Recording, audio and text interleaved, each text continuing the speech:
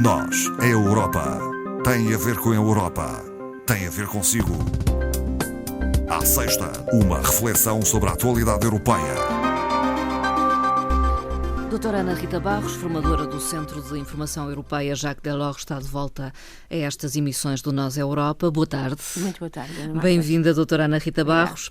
O primeiro tema tem a ver com as eleições na República da Irlanda, com resultados que podemos, de certa forma, dizer surpreendentes para aquilo que têm sido os resultados das eleições anteriores. Sim, no país. Na Irlanda, não? Mas não surpreendente relativamente ao que tem acontecido nos outros Estados-membros da União Europeia, onde, enfim, os partidos mais radicais têm tido sempre uma posição cada vez mais forte.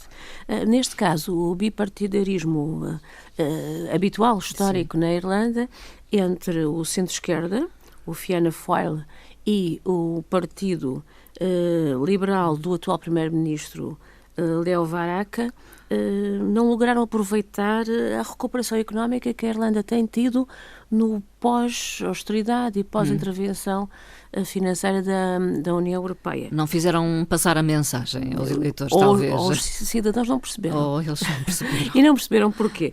Porque não devem ter sentido, há alguns estratos, as mudanças na medida em que continuam a haver fortes assimetrias na parte social, principalmente nos sectores da habitação e da saúde, que são cruciais.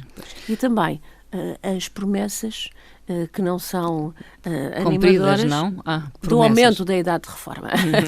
Isto não são promessas, são uma antevisão. São quase ameaças, digamos. E penalizam os habituais partidos normalmente da governação. É isso que tem acontecido. Devemos dizer que a Irlanda foi intervencionada. Sim, mais ou menos na mesma altura do que nós, embora diferente, mas recuperou de uma maneira muito mais rápida. No entanto, desta vez, o que surgiu politicamente foi o partido Sinn Féin, que, como nós sabemos, é o braço político da organização terrorista IRA. Sim.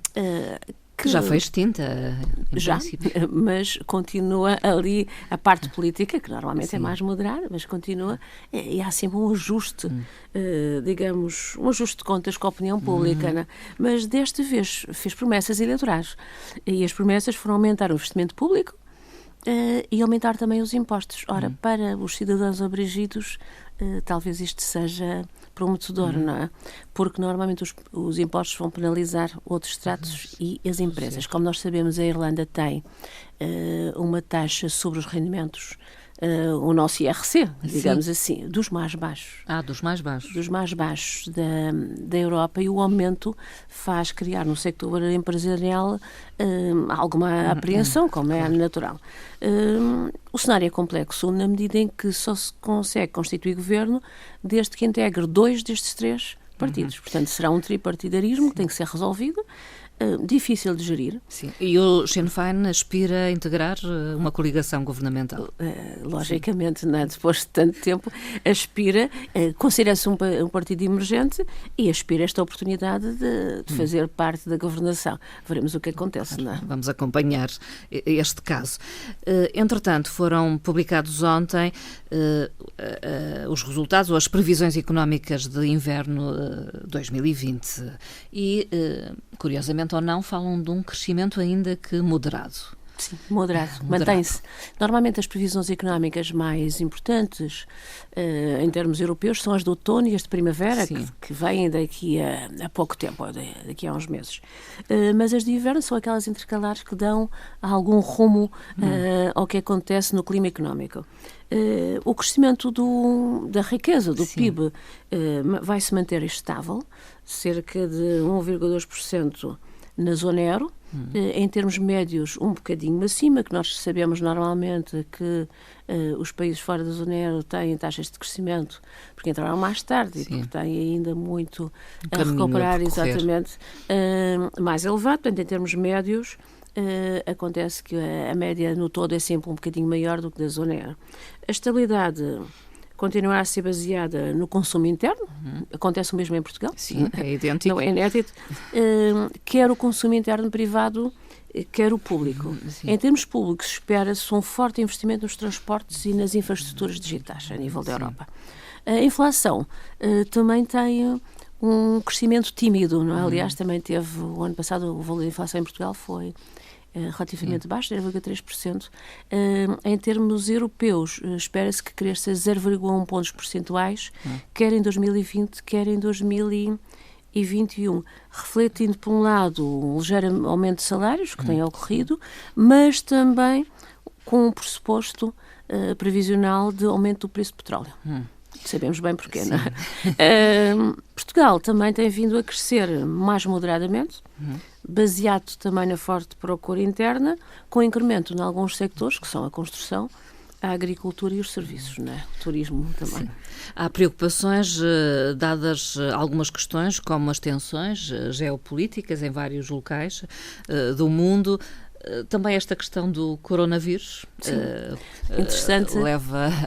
É interessante porque o comissário responsável pela economia, Paulo Gentiloni, ontem referiu a preocupação com o Covid-19, que é assim que se chama atualmente, não é?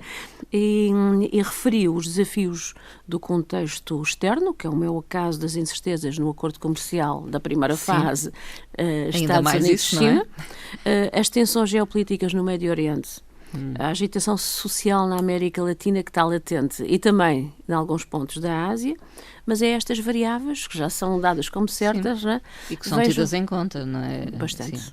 E que têm influência, porque hoje em dia a economia é aberta e nós temos que pensar nisso. Mas o coronavírus foi referido, e o comissário disse, nas suas próprias palavras, é uma hipótese, não uma previsão ainda, mas com efeitos e grandes repercussões no clima económico. Portanto, o crescimento vai continuar moderado, mas o maior crescimento vai continuar nos países de leste. Polónia, Bulgária, Roménia, Estónia, Letónia, Lituânia, por aí. Chega a atingir 3%.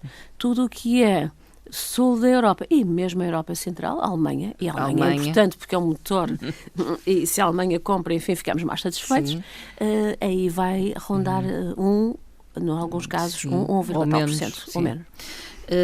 A União Europeia prepara-se para debater nos próximos tempos o quadro financeiro, com restrições. O quadro a ser negociado já na Cimeira Extraordinária do próximo dia 20, não é? Um dia assinalável, para o próximo quadro 21-27, tem uma proposta que se julga vir a ficar no 1,04 mil milhões de euros. Muito dinheiro, nós sabemos, mas que é o quadro financeiro, o envelope financeiro mais rígido desde 1988.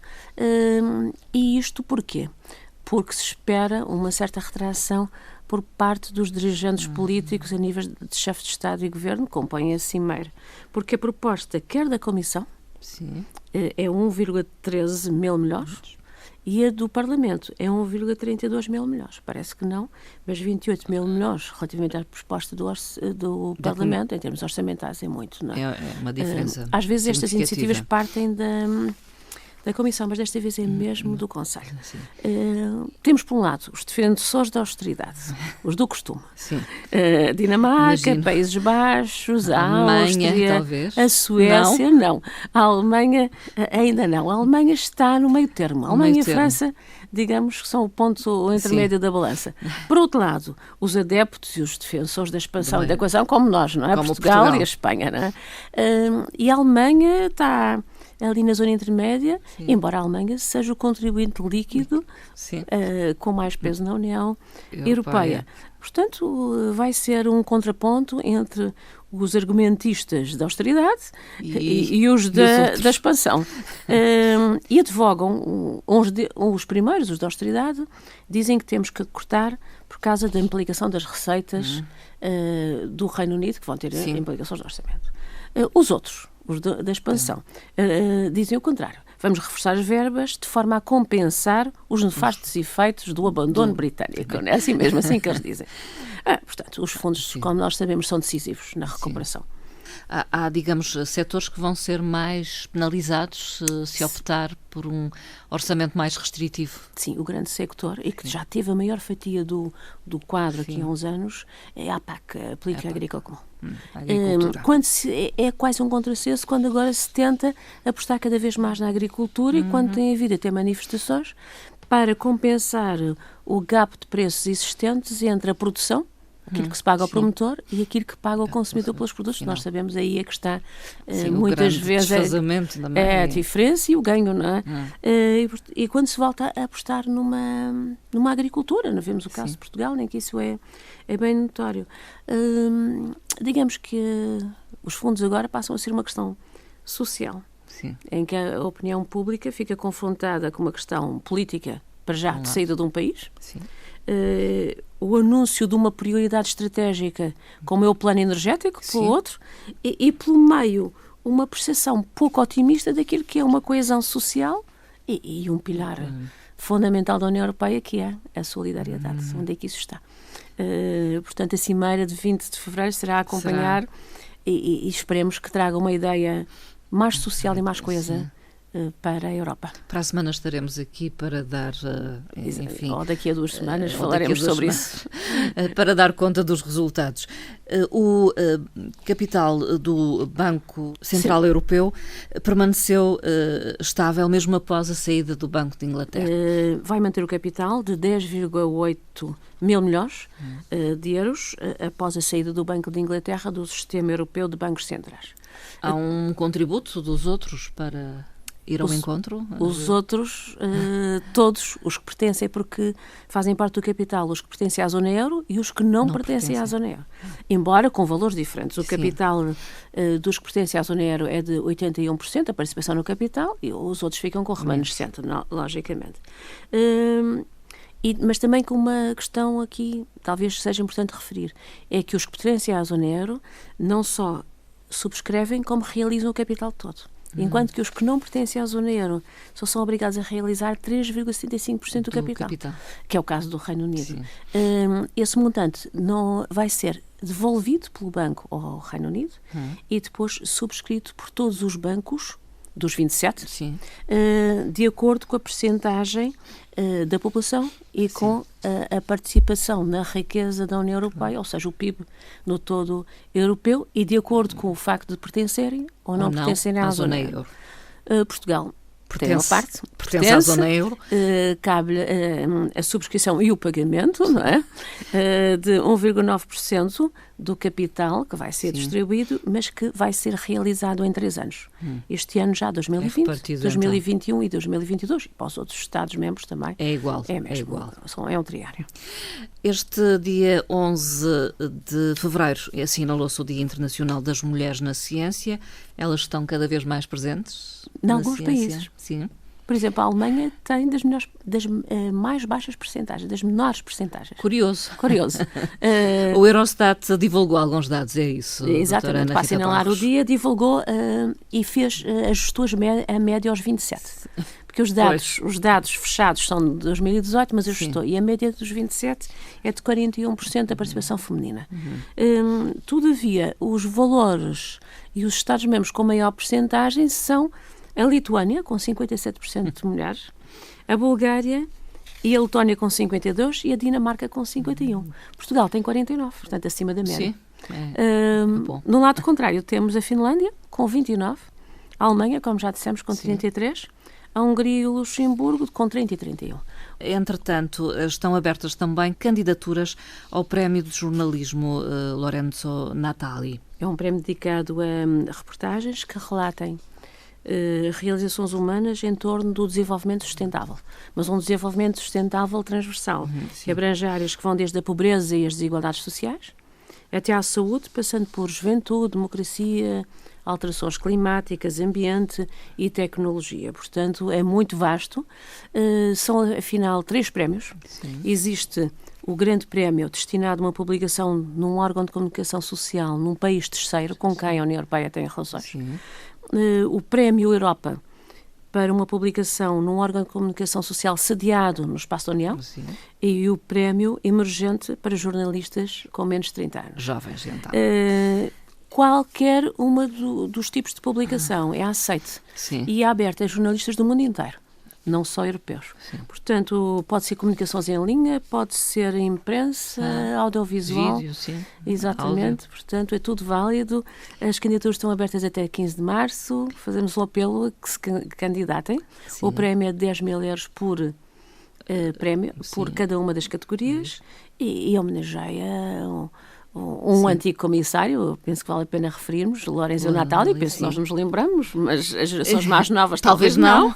Exerceu funções de comissário entre 1977 e 1989, sendo defensor da liberdade de expressão, da democracia e dos direitos humanos e o responsável pela pasta do desenvolvimento na União Europeia. Para terminar, doutora Ana Rita Barros, é habitual, traz sempre aqui uma frase que hoje tem ainda a ver com a saída do Reino Unido da União Europeia. Talvez seja de referir o seu autor, John Kerr, que é um diplomata que fez parte da Convenção Intergovernamental do Tratado da União Europeia, vulgo Tratado de Lisboa, e que redigiu o famoso artigo 50. E o artigo, exatamente, invocado pelo Reino Unido para a sua saída, neste momento ainda continua a ser membro do Parlamento Britânico, é natural da Escócia, que talvez convinha sublinhar este aspecto, e é atualmente membro da Câmara dos Lordes do Parlamento. Não pensaria ele que resultaria na saída do Reino Unido? Não, ele diz que nunca pensou redigir, rascunhar, como ele diz, um artigo que depois seria usado pelo seu próprio país, até porque ele é um defensor da permanência. Ou era um defensor da permanência. E penso que ainda continua, vamos ver pela frase. Bom, sim. Então vamos ouvir. Então a frase diz o seguinte, John Kerr, portanto, diz que os meus filhos verão como o Reino Unido regressa à União Europeia. É otimista. É otimista. Mas pronto, fica a referência de alguém que teve no processo e que incluiu o artigo no Tratado Europeu. Obrigada, doutora Ana Rita Barros, e até Muito obrigada, no próximo encontro aqui nas tardes da Antena 1. Obrigada.